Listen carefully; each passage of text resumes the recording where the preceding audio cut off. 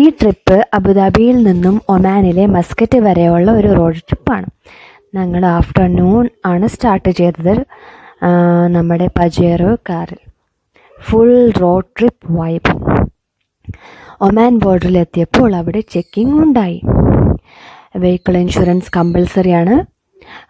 ബോർഡറിൽ വെച്ച് തന്നെ ഒരു 120 ദിർഹംസ് പേ ചെയ്യേണ്ടി വന്നു. നമുക്ക് ആവശ്യമായിട്ടുള്ളത് പാസ്പോർട്ടും എമിറേറ്റ്സ് ഐ ഡിയും ആണ്. അത് കയ്യിൽ വേണം. പിന്നെ പേഴ്സണൽ വെരിഫിക്കേഷൻ ഉണ്ടായിരുന്നു. വെഹിക്കിൾ ഫുൾ സ്കാൻ ചെയ്തായിരുന്നു. പക്ഷെ പ്രോസസ്സ് സ്മൂത്താണ്. ഒരുപാട് ടൈമൊന്നും എടുത്തില്ല. ഒരു 30-35 മിനിറ്റ്സ് മാക്സിമം എടുത്തതേ ഉണ്ടായിരുന്നുള്ളൂ. അങ്ങനെ എല്ലാം ക്ലിയറായി കഴിഞ്ഞു. നമ്മൾ പിന്നെയും ഡ്രൈവിംഗ് കണ്ടിന്യൂ ചെയ്തു. രാത്രി ഒരു 9 മണിയൊക്കെ ആയപ്പോഴേക്കും മസ്കറ്റിലേക്ക് എത്തി. മസ്കറ്റിലെ നൈറ്റ് ടൈം വളരെ കാമാണ്. റോഡ്സൊക്കെ സൂപ്പർ ക്ലീനാണ്. ട്രാഫിക് ഓൾമോസ്റ്റ് ഇല്ല എന്ന് തന്നെ പറയാം. ഞങ്ങൾ അങ്ങനെ നല്ല രസകരമായിട്ടുള്ള കുറേ ബിൽഡിങ്സും മോസ്കും ഒക്കെ ഈ യാത്രയിലൂടെ കണ്ടു. അങ്ങനെ ഡ്രൈവ് ചെയ്യാൻ എത്ര പേടിയുള്ളവർക്കും ഫ്രീ ആയിട്ട് ഡ്രൈവ് ചെയ്യാൻ പറ്റുന്ന റോഡുകളായിരുന്നു അവിടെ മൊത്തം. ഇവിടെ നൈറ്റ് ലൈഫ് എന്ന് പറയുമ്പോൾ അത്ര ലൗഡായിട്ടുള്ളൊരു നൈറ്റ് ലൈഫ് ആയിരുന്നില്ല. പീസ്ഫുള്ളായിരുന്നു. റിലാക്സ്ഡ് ആയിട്ട് തന്നെ യാത്ര നല്ല റിലാക്സ്ഡ് ആയിരുന്നു. നമ്മളവിടെ രാത്രി ഒരു ഹോട്ടലിൽ സ്റ്റേ ചെയ്തു. നമ്മൾ ഹോട്ടൽസൊക്കെ ബുക്ക് ചെയ്തത് ഒരു booking.com എന്ന വെബ്സൈറ്റ് വെച്ചായിരുന്നു. എല്ലാം ഓൺലൈൻ വഴിയാണ് ബുക്ക് ചെയ്തത്. ഓൺലൈൻ വഴി ബുക്ക് ചെയ്യുമ്പോൾ റേറ്റ് കുറച്ച് കുറവായിട്ട് നമുക്ക് കിട്ടി. കാരണം കഴിഞ്ഞ തവണ സൗദി പോയപ്പോഴും ഇതേ booking.com വഴി തന്നെയാണ് ചെയ്തത്. റോഡ് ട്രിപ്സ് മീൻസ് സ്റ്റേ ചെയ്യാനായിട്ട് ഡിസ്കൗണ്ടഡ് പ്രൈസിൽ നമുക്ക് ഹോട്ടൽ സ്റ്റേസ് ഒക്കെ കിട്ടും. ചില ഹോട്ടൽസിൽ കോംപ്ലിമെൻ്ററി ബ്രേക്ക്ഫാസ്റ്റും കാണാറുണ്ട്. നെക്സ്റ്റ് ഡേ നമ്മൾ വാദി ഷബിലേക്കാണ് മെയിനായിട്ട് പോകാൻ ഉദ്ദേശിക്കുന്നത്. അവിടെ നിന്ന് പെബിൾ ബീച്ചിലേക്കും. അങ്ങനെ അടുത്ത ദിവസം രാവിലെ ബ്രേക്ക്ഫാസ്റ്റൊക്കെ ഞങ്ങൾ കഴിച്ചു. അങ്ങനെ വാദി ഷബിലേക്ക് പുറപ്പെട്ടു. ഓക്കെ, ഇവിടെ ഒമാനിൽ UAE പോലെ തന്നെ കോമൺ ഹോട്ടൽസും റെസ്റ്റോറൻറ്റ്സും മീൻസ് ഇവിടെ ഫേമസ് ആയിട്ടുള്ള എല്ലാം അവിടെ അവൈലബിൾ ആയിരുന്നു. അതുകൊണ്ട് ഭക്ഷണത്തിനൊന്നും അത്ര ബുദ്ധിമുട്ട് തോന്നിയില്ല. വാദി ഷബിലേക്കുള്ള റോഡ് എന്ന് വെച്ചാൽ കുറേ കേർവ്സും ഹെയർ പിൻ ലൂപ്സും അങ്ങനെ ഉള്ള ഒരു പ്ലേസാണ്. ഓക്കെ, അപ്പോൾ ഡ്രൈവിങ് ഇത്തിരി ട്രിക്കി ആയിട്ട് ഫീൽ ചെയ്തായിരുന്നു. ഞാനല്ല ഡ്രൈവ് ചെയ്തത്, എൻ്റെ ഹസ്ബൻഡായിരുന്നു. ഹസ്ബൻഡ് സൂപ്പർ ഡ്രൈവറാണ്. നല്ല സ്മൂത്തായിട്ട് ഡ്രൈവ് ചെയ്തായിരുന്നു. അവിടുത്തെ അതുപോലെ തന്നെ വെതറും സൂപ്പറായിരുന്നു. അത്ര ചൂടൊന്നും ഇല്ല, എന്നാൽ അത്ര തണുപ്പും ഇല്ല. എൻജോയ് ചെയ്യാൻ പറ്റുന്ന ഒരു തരത്തിലുള്ള വെതറായിരുന്നു അവിടെ ഉള്ളത്. ഈ വാദി ഷബിനൊരു ഹിസ്റ്ററി ഉണ്ട്. അതെന്താണെന്ന് വെച്ചാൽ ഇത് പണ്ട് തൊട്ടേ ഈ വാദി ഷബിൽ നിന്നുമാണ് ഈ നിയർ ബൈ വില്ലേജേഴ്സൊക്കെ വെള്ളം എടുത്തത്. അതായത് അവരുടെ ഒരു വാട്ടർ സോഴ്സ് ആയിരുന്നു അത്. പിന്നെ അവിടെ ചെറിയ രീതിയിലുള്ള ഫാമിങ്ങും ഉണ്ടായിരുന്നു. ഇപ്പോഴും ഒരു ചെറിയ രീതിയിലുള്ള ഫാംസൊക്കെ അവിടെ കാണാം. കുറച്ച് റെസിഡൻഷ്യൽ ഏരിയാസ് കാണാം. നല്ലൊരു വൈബ്. അത് കാണുമ്പോൾ തന്നെ നല്ലൊരു സീനിക് ബ്യൂട്ടി അവിടെ കാണാൻ പറ്റുന്നത്. ഇത് ശരിക്കും ഒരു നല്ലൊരു ഹൈക്കിംഗ് സ്പോട്ടാണ്. ഇത് അഡ്വഞ്ചറസ് ഇഷ്ടപ്പെടുന്ന ആൾക്കാർക്ക് പോകാൻ പറ്റിയൊരു സ്ഥലമാണ്. പക്ഷെ കുറച്ച് റിസ്ക് ഒക്കെ ഉണ്ട്. അതായത് ഉള്ളിലോട്ട് പോകും തോറും അത് പാത്ത് നാരോ ആയി തുടങ്ങാൻ തോന്നും. അപ്പം നമുക്ക് സാധാരണ സ്ലിപ്പേഴ്സൊക്കെ ഇട്ട് പോയി കഴിഞ്ഞാൽ അത് റിസ്ക് ആയിരിക്കും. നമുക്ക് ഈ ഷൂസ് വേണം, ഹൈക്കിംഗ് ഷൂസ് വേണം. കുറച്ച് ബെറ്റർ ആയിരിക്കും. അല്ലെങ്കിൽ നമ്മുടെ ഷൂസ് അല്ല ഗ്രിപ്പുള്ള ഷൂസ് തന്നെ ഇട്ടിട്ട് പോയാലും മതി. ഈ പിള്ളേരെയൊക്കെ കൊണ്ടുപോകുമ്പോൾ കുറച്ചും കൂടെ സൂക്ഷിക്കണം, കുറച്ചും കൂടെ കെയർഫുള്ളായിരിക്കണം. കാരണം ഫസ്റ്റൊക്കെ പാത്ത് കുറച്ച് വൈഡായിരുന്നു, പിന്നെ അത് നാരോ ആവാൻ തുടങ്ങി. ഓക്കെ, അതുകൊണ്ട് കുറച്ച് റിസ്ക് ഉണ്ട് കിഡ്സായിട്ട് പോകുമ്പോഴേക്കും. പക്ഷേ ഫോറിനേഴ്സൊക്കെ ഒരുപാട് ഫോറിനേഴ്സ് ഉണ്ടായിരുന്നു.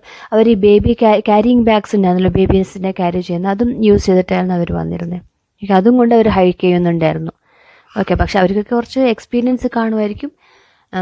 ഹൈക്കിംഗ് ഒന്നും അത്ര എക്സ്പീരിയൻസ്ഡ് ഉള്ള ആൾക്കാരല്ല നമ്മൾ. ഞാനും കുട്ടികളും ഹസ്ബൻഡുമാണ് പോയത് ഈ ട്രിപ്പിൽ. അപ്പോൾ നമ്മൾ ഈ കയറുമ്പോൾ തന്നെ ഈ വാദി ഷബിൻ്റെ എൻട്രൻസിൽ തന്നെ നമുക്ക് പബ്ലിക് ടോയ്ലറ്റ്സ് കാണാം. പിന്നെ ഹൈക്കിംഗ് ഷൂസ് വാങ്ങാനായിട്ടുള്ള ഷോപ്പുണ്ട്. പിന്നെ ലൈഫ് ജാക്കറ്റ്സ് കൊടുക്കുന്നുണ്ട്. ഒരു ചെറിയ കഫേ ഉണ്ട്. ഓക്കെ, അതൊരു ചെറിയൊരു നാരോ സ്പോട്ടാണ് ആ ഒരു എൻട്രൻസ് എന്ന് പറഞ്ഞാൽ. പിന്നെ നമ്മൾ ഈ വാദിയിലേക്ക് എത്തണമെന്നുണ്ടെങ്കിൽ കറക്റ്റ് ഈ വ്യൂ കാണാനായിട്ടുള്ള വാദിയിലേക്ക് എത്തണമെന്നുണ്ടെങ്കിൽ ഒരു ചെറിയൊരു ബോട്ടിൻ്റെ ഹെൽപ്പ് വേണം. ഓക്കെ, വഞ്ചി വള്ളം എന്നൊക്കെ പറയുന്നത് അത് നമ്മൾ യൂസ് ചെയ്യണം. അതുകൊണ്ട് ആൾക്കാരുണ്ട് നമ്മൾ എത്തിക്കാനായിട്ട്. ഒരു ചെറിയൊരു ബോട്ട് റൈഡാണ്. മേ ബി ഒരു 5 മിനിറ്റ്സ് വല്ലതും എടുക്കുള്ളൂ. അതിൽ ടിക്കറ്റ്സ് വാങ്ങണം അതിന് വേണ്ടി. അപ്പോൾ ഒരു ഒമാൻ റിയാലാണ് ഒരാൾക്ക്. കുട്ടികൾക്ക് ഫ്രീയാണ്. 11 വയസ്സിൻ്റെ താഴെയുള്ള പിള്ളേർക്കൊക്കെ ഫ്രീ ആണ്, ടിക്കറ്റ്സ് ഒന്നും വേണ്ട. ഇപ്പോൾ ഒരു ഒമാൻ റിയാൽ കൊടുത്താൽ അങ്ങോട്ടും ഇങ്ങോട്ടേക്കും പോയി വരാനായിട്ടുള്ള അറേഞ്ച്മെൻ്റ് ആയി. ഓക്കെ, ഒരു വള്ളം അവർക്ക് മീൻസ് ഒരു ഗ്രൂപ്പ് ഓഫ് പീപ്പിളിനെ ഒരു വള്ളത്തിൽ കയറ്റും, അങ്ങനെയാണ്.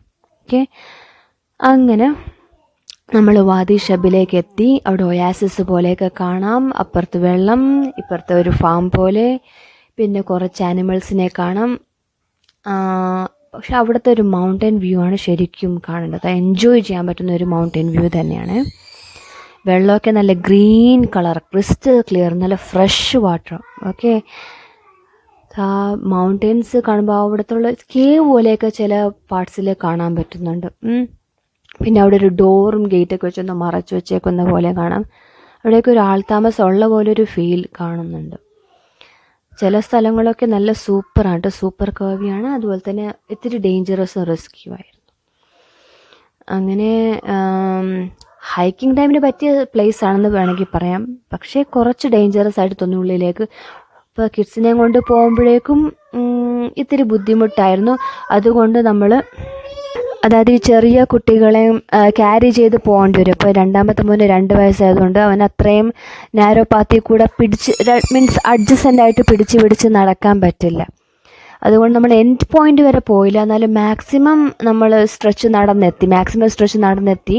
കുറച്ച് ലോങ് വാക്കാണ്, നമ്മളത് പ്രിപ്പയർഡ് ആയിട്ട് തന്നെയാണ് വന്നത്. പക്ഷേ അത്രയും നാരോ പാത്തിൽ മോനെ കൊണ്ട് പോകാൻ പറ്റില്ല.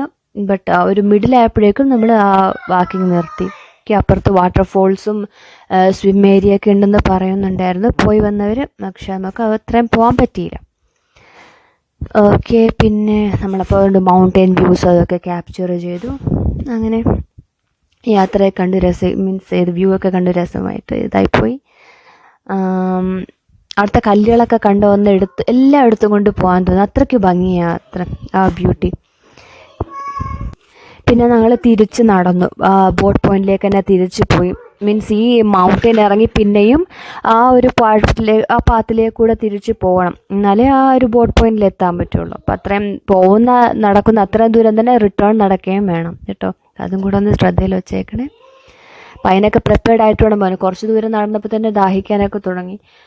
അതുകൊണ്ട് കുട്ടികളുള്ളപ്പോൾ എസ്പെഷ്യലി വാട്ടറും കൂടെ ക്യാരി ചെയ്യുന്നത് നല്ലത്. പക്ഷെ ഒരുപാട് ഹെവി വെയിറ്റും കൊണ്ട് ഹൈക്കിങ്ങിനൊന്നും പോകാൻ പറ്റില്ല. ബാക്ക് പാക്സ് ആണ് കൂടുതൽ പ്രിഫർ ചെയ്യുന്നത്.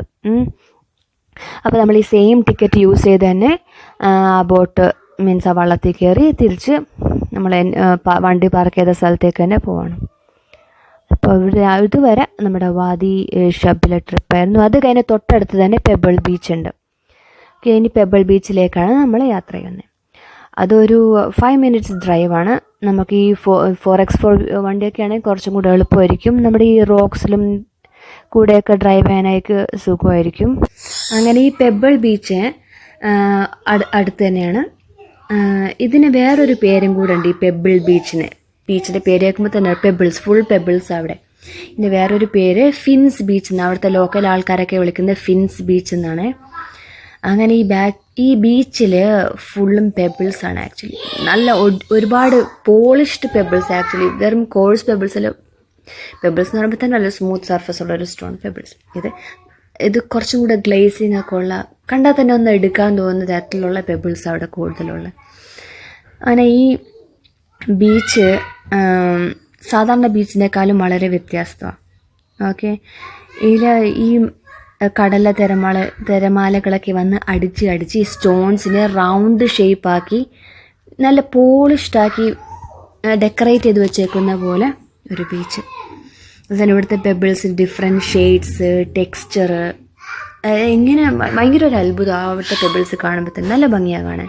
അതുതന്നെ ഇവിടുത്തെ ബീച്ചിൻ്റെ കളർ എന്ന് വെച്ചാൽ ഗ്രീൻ ആണോ ബ്ലൂ രണ്ടും കൂടെ ഒരു മിക്സ്, നല്ല സൂപ്പർ ഭംഗിയാണ്. അങ്ങനെ പക്ഷെ അതുപോലെ സാൻഡും അതെ, സാൻഡൊക്കെ ഈ പെബിൾസിൻ്റെ ടൈനി ഫോംസ് കൊണ്ട് ഉണ്ടാക്കിയേക്കുന്നത്. അതുപോലെ തന്നെ ഈ ബീച്ചിലേക്ക് നടക്കുമ്പോഴേ ഈ നമ്മുടെ ബെയർ ഫൂട്ടിലേക്കൊന്നും വെച്ചൊന്നും നടക്കാൻ പറ്റില്ല, അത്രയും പെബിൾസ് ഉള്ളതുകൊണ്ട് കാലിൽ കുത്തുന്ന പോലെ തന്നെ ഉണ്ടായിരുന്നു. ഓക്കെ, അപ്പോൾ ഷൂസോ സ്ലിപ്പേഴ്സോ ഇട്ട് തന്നെ നടക്കണം, കുറച്ച് ടഫായിരുന്നു നടക്കാനായിട്ട്. പക്ഷെ അങ്ങോട്ടേക്ക് പോകുമ്പോഴേക്കും കുറച്ചും കൂടെ സ്മൂത്തായി ഫീൽ ചെയ്യും. ബട്ട് സ്റ്റിൽ പെബിളിൻ്റെ ഒരു കാല് നമ്മൾ മണ്ണിൽ വെച്ച് അങ്ങോട്ട് പൂണ്ട് പോവും. നല്ലൊരു കാം ആൻഡ് ക്വയറ്റ് പ്ലേസ്. അതായത് ഈ ബീച്ചിലും അത്ര അധികം ആൾക്കാരൊന്നും ഉണ്ടായിരുന്നില്ല. നമുക്ക് എൻജോയ് ചെയ്ത് ഇരുന്ന് സമാധാനത്തിന് എൻജോയ് ചെയ്യാൻ പറ്റിയൊരു സ്ഥലമാണ്. മീൻസ് പബ്ലിക് കൊണ്ട് ക്രൗഡഡ് ആയിട്ടുള്ളൊരു പ്ലേസ് അല്ല അത്.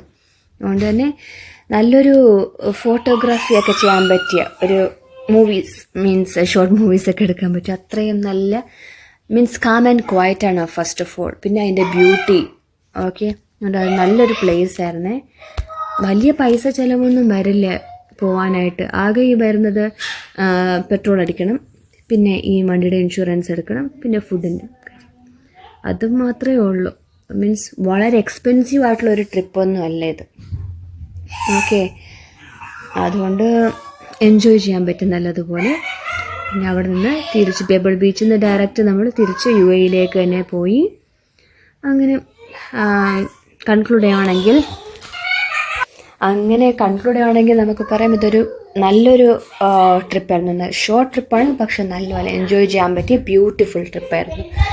പറ്റുമെങ്കിൽ നിങ്ങളെല്ലാവരും ഇവിടെ ഒന്ന് പോയി വിസിറ്റ് ചെയ്ത് അറ്റ്ലീസ്റ്റ് വൺസ് വിസിറ്റ് ചെയ്ത് എൻജോയ് ചെയ്യുക. ആ ഒരു നേച്ചറിൻ്റെ ആ ഒരു ബ്യൂട്ടിഫുൾ വൈബ് അങ്ങോട്ട് ഒന്ന് എൻജോയ് ചെയ്യുക. ഓക്കെ, ശരി, ബൈ.